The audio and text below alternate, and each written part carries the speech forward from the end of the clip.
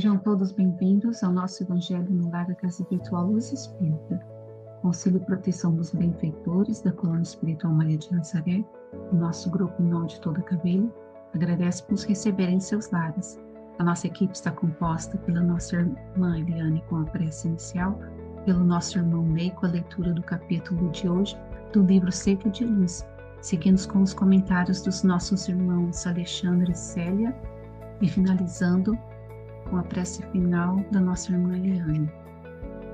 Vamos emanar boas energias para levar luz e conforto aos lares materiais e espirituais, bem como toda espiritualidade protetora presente, onde quer que se encontre, na harmonização dos lares e purificação das águas. Lembrando que deve ser um recipiente exclusivo para cada pessoa ou animal, pois os remédios espirituais são colocados de acordo com a necessidade de cada um.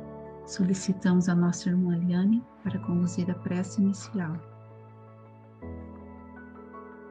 Vamos unir nossos pensamentos em oração e agradecer ao nosso Mestre Jesus, nosso Mestre maior, mas essa oportunidade de estarmos reunidos para iniciar o nosso Evangelho no lar, pedindo a toda a espiritualidade amiga que aqui se encontra, que nos auxilie a trazer a todos os seus ensinamentos com clareza, paz e harmonia, e que cheguem a todos, encarnados e desencarnados, não só agora nesse momento, mas em todos os momentos, auxiliando e clareando o nosso aprendizado.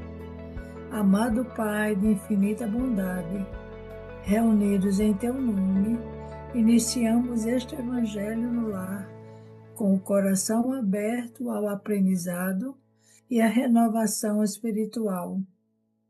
Jesus, Mestre Guia, inspira-nos a compreender que cada experiência da vida é uma semente lançada em nosso caminho, chamando-nos à responsabilidade, aos esforços no bem e à confiança serena em Tua providência.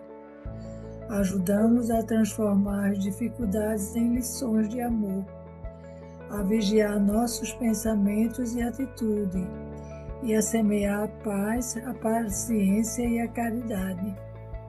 Que a luz desse estudo nos fortaleça, a fé consciente, nos una como os bons espíritos nos momentos bons e ruins, pois todos são momentos de aprendizado e renovação interior, e que somos responsáveis diante da vida, agindo com amor, humanidade e caridade.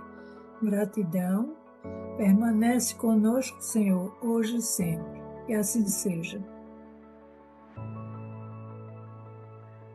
Prosseguindo a nossa reflexão, é do livro Ceifa de Luz, psicografado por Francisco Cândido Xavier pelo Espírito de Emmanuel. É o capítulo 7, Legendas do Literato Espírita. Nem só de pão viverá o homem, mas de toda a palavra que procede de Deus. Mateus capítulo 4, versículo 4. Optar como desejo por essa ou aquela escola literária respeitável, mas vincular a própria obra aos ensinamentos de Jesus. Emitir com dignidade os conceitos que expôs, no entanto, afeiçoar-se quanto possível ao hábito da prece, buscando a inspiração dos planos superiores, e exaltar o ideal, integrando-se, porém, com a realidade. Cultivar os primores do estilo, considerando em todo o tempo a responsabilidade da palavra, enunciar o que pense. Entretanto, abster-se de segregação nos pontos de vista pessoais em detrimento da verdade. Aperfeiçoar os valores artísticos, todavia, evitar o hermetismo que obstrui os canais de comunicação com os outros. Entesourar os recursos da inteligência, mas reconhecer que a cultura intelectual, só por si, nem sempre é fundamento absoluto na obra da sublimação do espírito. Devotar-se à firmeza na exposição dos princípios que abraça, sem fomentar a discórdia. Valorizar os amigos, agradecendo o concurso, no entanto, nunca desprezar os adversários ou subestimar-lhe a importância. Conservar a certeza do que ensina, mas estudar sempre, a fim de ouvir com equilíbrio e ver com segurança, analisar com proveito e servir mais. Pois bem, essa reflexão desse capítulo 7 do livro Ceifa de Luz, intitulado Legendas do Literato Espírita, traz a assinatura de Emmanuel sobre um dos pilares mais sensíveis da divulgação doutrinária: a responsabilidade com a palavra escrita e a arte literária. Tomando como base a advertência de Jesus em Mateus, capítulo 4, versículo 4, de que o homem não vive apenas do pão, mas de toda palavra que procede de Deus. O instrutor traça um roteiro de conduta para aqueles que utilizam a inteligência e o talento intelectual como ferramentas de serviço, de trabalho. E ele nos convida, a todos nós, a entender que a literatura no campo espírita não é apenas um exercício de estética ou de erudição, mas um veículo de pão espiritual que deve alimentar a alma sem intoxicá-la com o orgulho ou com o personalismo. A primeira grande lição de Emmanuel reside no equilíbrio entre a forma e o conteúdo. Ele não ignora a importância do estilo, da beleza artística e do aperfeiçoamento dos valores intelectuais. Mas ele adverte que o primor da escrita deve estar invariavelmente vinculado aos ensinamentos de Jesus. Para o autor espiritual, uma obra literária que se perde no hermetismo, ou seja, na linguagem excessivamente técnica ou obscura, falha em sua missão primordial, que é a comunicação. O intelectual espírita deve ser um canal de clareza, utilizando a sua cultura não para se colocar em um pedestal de superioridade, mas para construir pontes que permitem a verdade divina alcançar o coração do povo, garantindo que a inteligência esteja sempre a serviço da caridade. Outro ponto de robustez doutrinária nesse capítulo é a exortação à humildade intelectual e abertura para o aprendizado contínuo. Ele sublinha que a cultura por si só não garante sublimação do espírito, porque o literato é orientado a emitir seus conceitos com dignidade, mas nunca se agregar em pontos de vistas pessoais que ignore a universalidade da verdade. Ele destaca a necessidade do hábito da prece como fonte de inspiração, reconhecendo que o escritor é muitas vezes um intérprete dos planos superiores. A firmeza na exposição dos princípios deve caminhar lado a lado, par e passo com a tolerância. É um convite para que o conhecimento não se torne uma arma da discórdia, mas uma ferramenta de união e esclarecimento.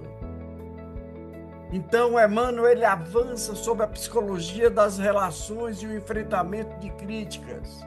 Sugere que uma postura de equilíbrio é admirável, valorizar os amigos, colaboradores, mas jamais desprezar os adversários. Na visão do autor, o opositor exerce um papel muito importante na análise e no refinamento da obra, funcionando como um contraponto que exige do literato mais rigor e segurança no estudo. E essa visão transforma o campo de batalha das ideias em um laboratório de crescimento, onde o literato espírita aprende a ouvir com equilíbrio e ver com segurança, mantendo a certeza que ensina, sem sair da estagnação, do dogmatismo, buscando sempre servir mais. Gratidão. Bom, dando continuidade a essa reflexão maravilhosa, quando eu li esse texto do Ceifa de Luz, o que mais me chamou a atenção é que ele não está falando só de literatura, nem só de espiritismo. Ele está falando de como a gente escolhe viver. A gente escolhe muita coisa na vida, a gente escolhe uma escola literária, uma linha de pensamento, uma filosofia, uma profissão, os conhecimentos que vão nos acompanhar pela vida. Isso tudo é muito importante. O texto não condena escolha nenhuma, só que o cuidado é outro. Não se esquecer do essencial. Eu posso escolher o que for, mas sem perder de vista os ensinamentos do Mestre Jesus. Sem esquecer que não é só de técnica, de teoria ou de algum título que a gente vive. Aí entra algo mais simples, mais profundo, a prece. Não como uma obrigação religiosa, mas como uma pausa, como uma lembrança de que a gente não dá conta sozinho de tudo. A prece organiza, a prece abaixa o ego, ajuda a escutar melhor. Sem isso, a gente começa a acreditar demais em si mesmo, e aí o risco pode ser grande. O texto também fala muito de não se afastar da realidade. Ter ideias é importante, claro, mas quando a gente começa a viver mais em função da imagem que criamos de nós mesmos do que da verdadeira vida, da vida real, algo pode se perder.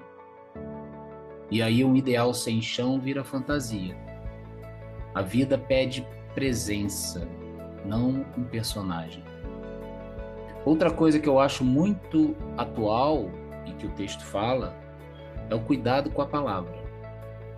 Cultivar o estilo, falar bem, escrever bem, tudo isso é importante. Mas não para parecer inteligente. Importa porque o que a gente diz tem efeito. Pode causar um efeito no outro. E a palavra cria vínculo, cria ruptura, pode construir, pode destruir. Por isso não dá para falar qualquer coisa de qualquer jeito e depois dizer que não teve intenção. O texto também é muito claro. Diga o que pensa, sim. Seja honesto, mas sem transformar opinião em briga.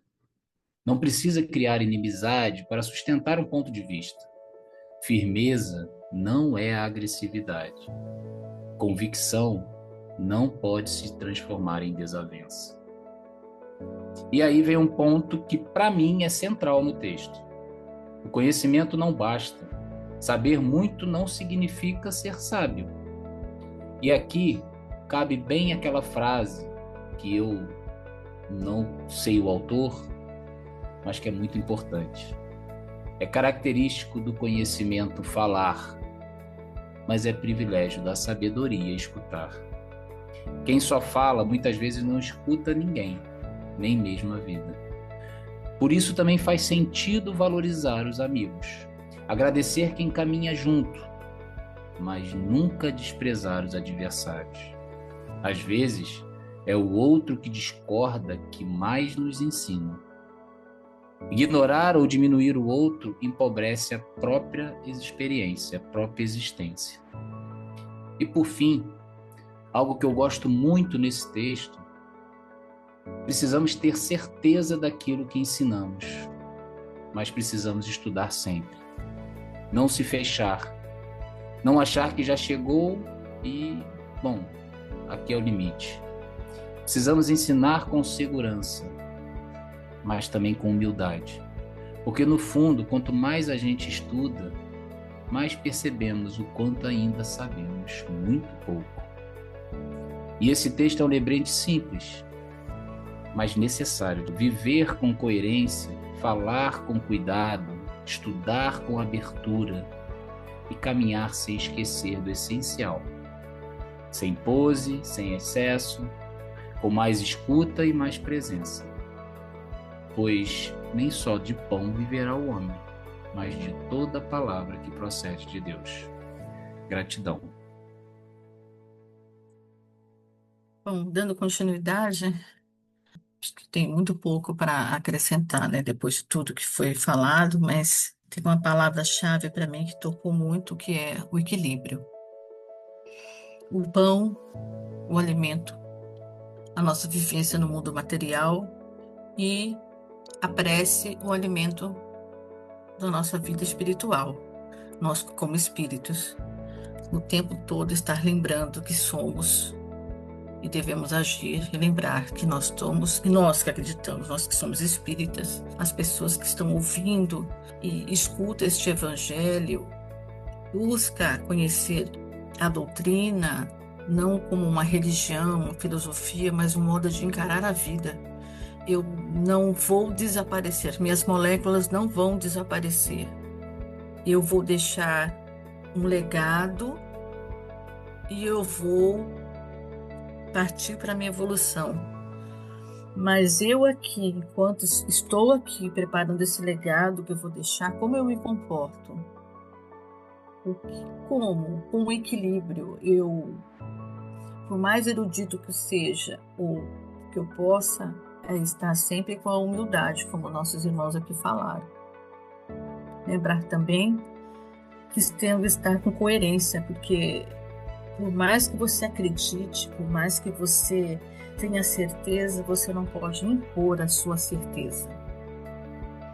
Você não pode colocar, mas é assim. Porque até mesmo para mim, que olha, 20 anos estudando, 20 anos ali, convivendo, às vezes não tão intensamente com a doutrina, às vezes eu me pergunto, questionando, olhando para o universo, porque a gente não lembra do outro lado. Algumas pessoas têm a graça de ter experiências que vão, se desdobram, vão para o mundo espiritual. Eu não tenho essa.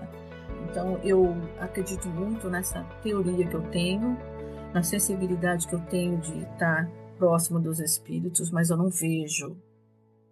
Então, se eu não vejo, eu não toco com meus olhos.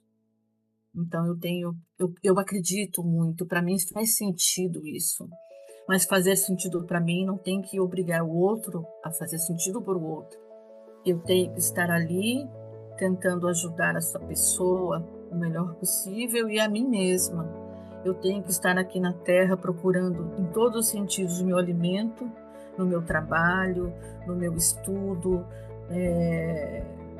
com os amigos, com a família, as pessoas que não têm a mesma crença que você, no material, e as pessoas que têm nessa vida espiritual que você tem. Quando você pratica, quando você está envolvido. Então, às vezes, as pessoas não entendem o seu envolvimento, o seu engajamento, como você está lá. Não adianta tentar explicar, forçar. Você tem que, assim, olha, eu vivo tão bem, eu acredito, isso faz sentido para mim. Isso me ajuda a enfrentar as minhas dificuldades e colocar ali com muito respeito com o outro, assim como eu gostaria que me respeitasse das minhas crenças. Com outras pessoas da minha família também acreditam de forma diferente. Não, isso não existe. Isso não existe, isso é fantasia. Deus não age assim, Deus não, isso não é coisa de Deus. Então eu respeito, ouço e me fortaleço aqui com a oração, com discernimento, porque aquela pessoa tem dogmas, tem coisas tão arraigadas na vida dela que eu preciso respeitar, porque eu não vou colocar ali, obrigá-la a entender, a compreender aquilo que eu vivo. Vejo a experiência dos meus amigos que relatam, de vocês, das pessoas que estão nos ouvindo agora, de tudo isso. É o equilíbrio que a gente precisa buscar, e a oração vai dar esse equilíbrio. Como disse o Alexandre, ela nos dá humildade, ela nos dá discernimento, ela é uma âncora e ela também nos eleva nos momentos de tristeza. Não só nos dá humildade no momento daquela certeza, eu sei, mas também quando você não sabe e está perdido, a oração te coloca, mesmo que ela seja com tristeza, mesmo que ela seja feita com desespero, a oração vai te serenando, ela vai te colocando no lugar que você precisa estar naquele momento, permitindo que Deus vá te dando o pão da alma. A gente vá buscando o pão, o alimento do nosso corpo, do nosso intelecto, melhorar, crescer, amparar quem puder, ajudar como nós pudermos, mas sabendo que sempre a nossa jornada é individual e nós temos que sempre lembrar, somos espíritos.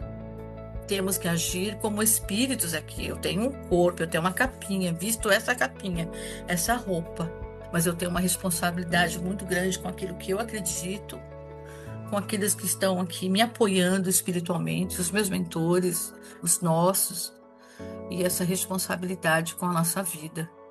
É isso, equilibrar a nossa vida sempre. Sempre estar tentando equilibrar de um jeito que a gente puder fazer o melhor possível. Gratidão. Com os entendimentos tão mencionados por nossos irmãos, vamos procurar interiorizar o que nos foi apresentado, refletindo intimamente por alguns instantes.